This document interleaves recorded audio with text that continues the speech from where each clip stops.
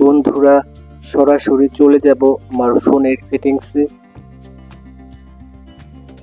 এই তো সেটিংসে ক্লিক করব।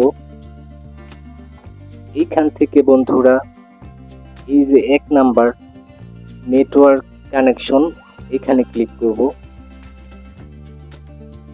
তারপর বন্ধুরা এই যে 2 number sim card and mobile network, sim card and mobile network, এখানে ক্লিক করব। তারপর এখান থেকে মোবাইল ডাটা, এখানে ক্লিক করব। এই যে মোবাইল ডাটা, এখানে ক্লিক করব।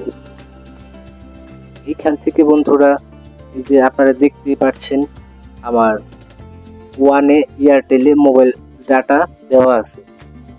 এখন আমি এটা পরিবর্তন করে এই যে গ্রামীণ চালাবো, গ্রামীণের নেটওয়ার্ক চালাবো, মানে গ্রামীণ ডাটা ক্লিক করব। আমি গ্রামীণে দিচ্ছি।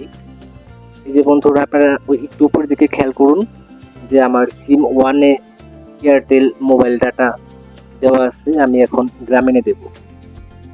এই তো গ্রামীণে দিলাম।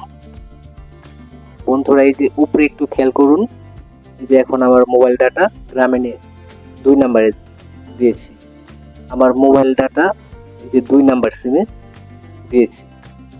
আমার ভিডিওটি যদি আপনাদের ভালো লাগে লাইক কমেন্ট শেয়ার করবেন, আমার চ্যানেলটিকে সাবস্ক্রাইব করবেন। ভালো থাকবেন।